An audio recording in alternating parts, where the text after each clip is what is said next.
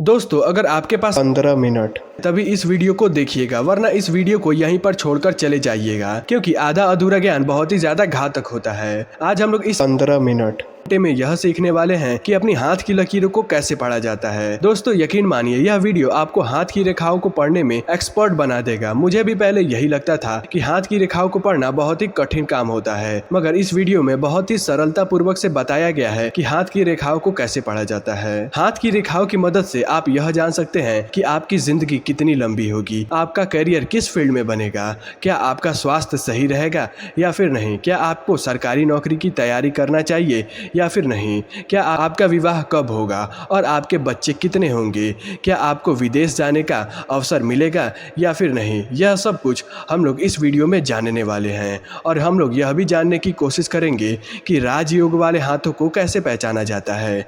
यदि आपके हाथ की हथेली पर एक्स और एम का निशान है तो इसका अर्थ क्या होता है। हाथ की हथेली को पढ़ने के कुछ नियम होते हैं। सबसे पहला नियम यह होता है कि लड़के को दायां हाथ और लड़की को बायां हाथ देखना होता है। हमारे हाथ की हथेलियों पर कुछ ग्रह और पर्वतें बने हुई होती हैं। सबसे पहले बुध ग्रह हमारी छोटी उंगली के नीचे होता है, सूर्य ग्रह हमारी अनामिका उंगली के नीचे होता है, शनि ग्रह हमारे मध्यम उंगली के नीचे होता है और बृहस्पति ग्रह हमारे सबसे पहले वाले उंगली के नीचे होता है और हमारे अंगूठे के नीचे शुक्र ग्रह होता है। हमारी हथेलियों में चंद्र पर्वत, केतु पर्वत, राहु पर्वत और उत्तम मंगल और निम्न मंगल भी बने हुए होते हैं। हाथ की रेखाओं को पढ़ने के लिए इन सभी चीजों को दिमाग में रखना जरूरी होता है। दोस्तों, यूं तो हमारी हाथों की लकीरें बढ़ती और घटती रहती हैं और बदलती भी रहती हैं, मगर हमारी हाथ की हथेली में 3 ऐसी भी रेखाएं होती हैं जो बचपन से लेकर मरते दम तक कभी भी अपना स्थान नहीं बदलती हैं और वह रेखाएं हर मनुष्य की हथेली में होती है। यदि यह रेखाएं ना हो तो इंसान की मृत्यु तुरंत ही हो जाएगी। उन 3 रेखाओं का नाम है जीवन रेखा, मस्तिष्क रेखा और हृदय रेखा। यह तीनों रेखाएं एकमात्र ऐसी रेखाएं होती हैं जो कभी भी मिटती नहीं है या फिर अपनी स्थान भी कभी भी नहीं बदलते हैं। आइए दोस्तों, हम लोग सबसे पहले इन तीनों रेखाओं के बारे में जानते हैं। सबसे पहली रेखा है जीवन रेखा। इस रेखा की पहचान होती है कि यह निम्न मंगल से शुरू होता है और केतु पर्वत पर आकर खत्म हो जाता है। यदि यह रेखा आपके हाथ में बहुत ही ज्यादा गाढ़ा, साफ और स्पष्ट तरीके से दिखाई दे रहा है तो इसका मतलब यह होता है कि आपकी आयु बहुत ही लंबी होगी।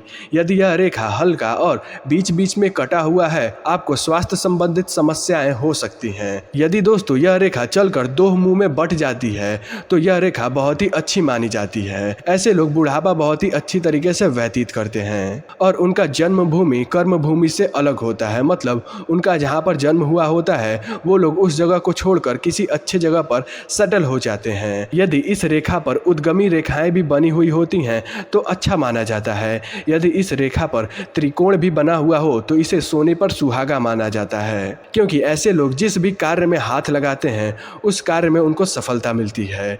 यदि यह लोग नौकरी करते हैं तो इनको प्रमोशन भी बहुत जल्दी जल्दी मिलता है। यदि यह लोग व्यापार करते हैं तो इनको बहुत ही मोटा मुनाफा होता है। मगर दोस्तों, कुछ लोगों की जीवन रेखा को दूसरी रेखा काट कर निकल जाती है, तो ऐसे लोगों को हमेशा गाड़ी चलाते वक्त सावधानी बरतनी चाहिए और इन लोगों को गाड़ी तेज भी नहीं चलानी चाहिए।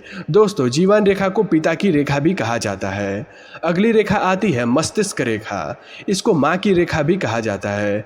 दोस्तों, यदि आपको कोई भी ऐसा इंसान मिलता है जो आपको लगता है कि यह इंसान बहुत ही ज़्यादा बुद्धिमान है तो ज़रा उसकी हाथ की हथेली को ज़रूर देखिएगा।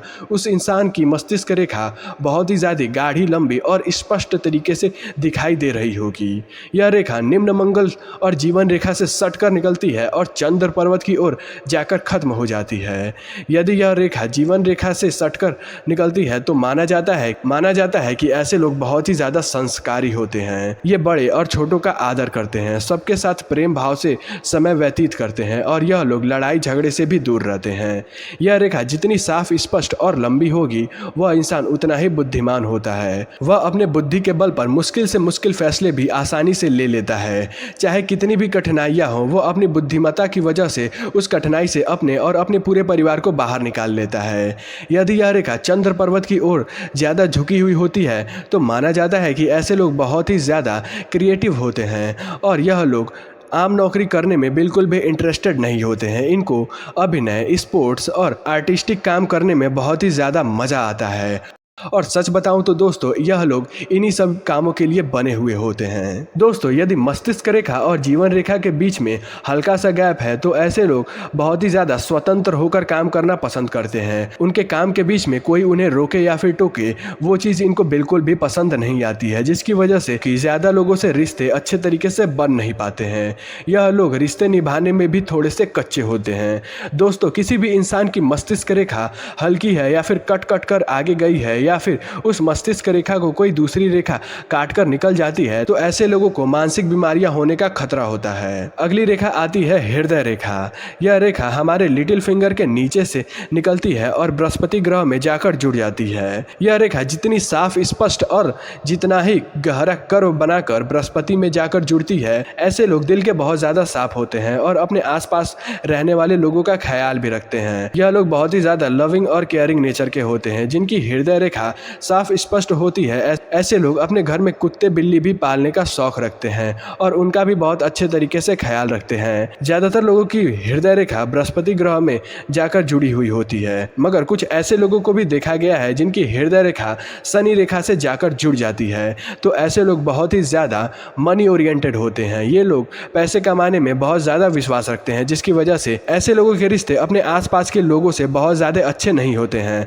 मगर कुछ rare of the rarest cases में यह भी देखा गया है कि कुछ लोगों की हृदय रेखा शनि ग्रह और बृहस्पति ग्रह दोनों से जाकर मिल जाती है। मतलब उनकी हृदय रेखा दो मुंह वाली हो जाती है और दोनों ही ग्रहों को जाकर छू जाती है। मगर दोस्तों ऐसे लोग मनी ओरिएंटेड भी होते हैं, मगर साथ ही साथ वह लोग अपने रिश्ते को भी इतनी आसानी से टूटने नहीं देते हैं। ऐसे लोग बहुत ही ज्यादा व्यवहारिक प्रकृति के होते हैं। ऐसे लोग जिससे भी एक बार संबंध बनाते हैं उसके लिए हमेशा खड़े होते हैं, चाहे उसका बुरा समय चल रहा हो या फिर उसका अच्छा समय चल रहा हो। दोस्तों आपने भी कभी ना कभी देखा होगा कि आपके फ्रेंड सर्कल में एक दोस्त ऐसा भी होता है जो आमतौर पर हम लोगों से ज्यादा सेंसिटिव और इमोशनल होता है। अगर आप अपने ऐसे दोस्तों के हाथ की हथेली को देखेंगे तो आपको बहुत ही ज्यादा चांसेस है कि आपको उनके हाथ की हथेली में हृदय रेखा बहुत ही ज्यादा साफ, स्पष्ट और कर्व बनाती हुई बृहस्पति ग्रह को जाकर छूती दिखाई देगी। दोस्तों यह तो हो गई ऐसी रेखाएं जो हर किसी के हाथ में होती है और यह तीन रेखाएं आपकी पूरी जिंदगी में कभी भी बदलती नहीं है। यह रेखा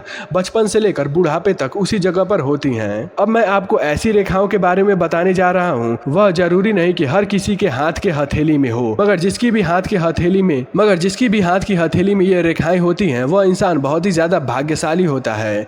चलिए जानते हैं ऐसी कौन सी रेखाएं हैं जो बनती और बिगड़ती रहती हैं। भाग्य रेखा। यह रेखा शनि ग्रह से निकलती है और राहु पर्वत को काटते हुए केतु पर्वत में जाकर मिल जाती है। यदि यह रेखा किसी भी इंसान के हथेली में है तो वह इंसान बहुत ही ज्यादा भाग्यशाली होता है। यदि यह रेखा किसी इंसान के हाथ की हथेली में बिल्कुल साफ और स्पष्ट तरीके से दिखाई दे रहा हो तो ऐसे इंसान बहुत ही ज्यादा भाग्यशाली होते हैं और ऐसे इंसान के पास कभी भी धन की कमी नहीं होती है। इस रेखा को धन और शनि की रेखा भी कहा जाता है, क्योंकि ऐसे रेखा वाले लोग बहुत ही ज्यादा भाग्यशाली होते हैं और उनके पास कभी भी धन की कमी नहीं होती है।